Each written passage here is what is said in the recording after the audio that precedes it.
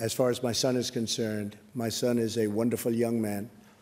He took a meeting with a Russian lawyer, not a government lawyer, but a Russian lawyer. It was a short meeting.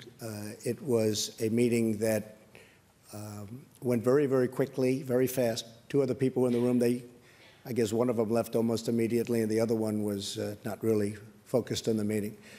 I do think this. I think from a practical standpoint, most people would have taken that meeting.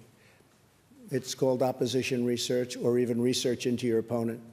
I've had many people, I have only been in politics for 2 years, but I've had many people call up, oh, gee, we have information on this factor or this person or, frankly, Hillary.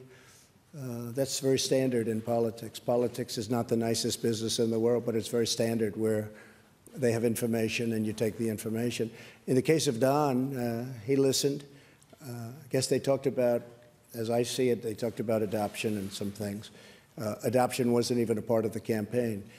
But nothing happened from the meeting. Zero happened from the meeting. And honestly, I think the press made a very big deal over something that really a lot of people would do. Now, the lawyer that went to the meeting, I see that she was in the halls of Congress also.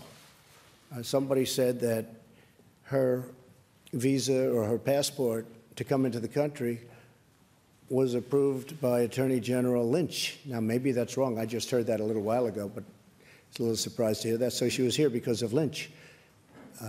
So, again, I have a son who's a great young man. He's a fine person. He took a meeting with a lawyer from Russia.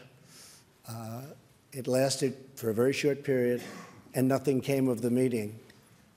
And I think it's a meeting that most people in politics probably would have taken.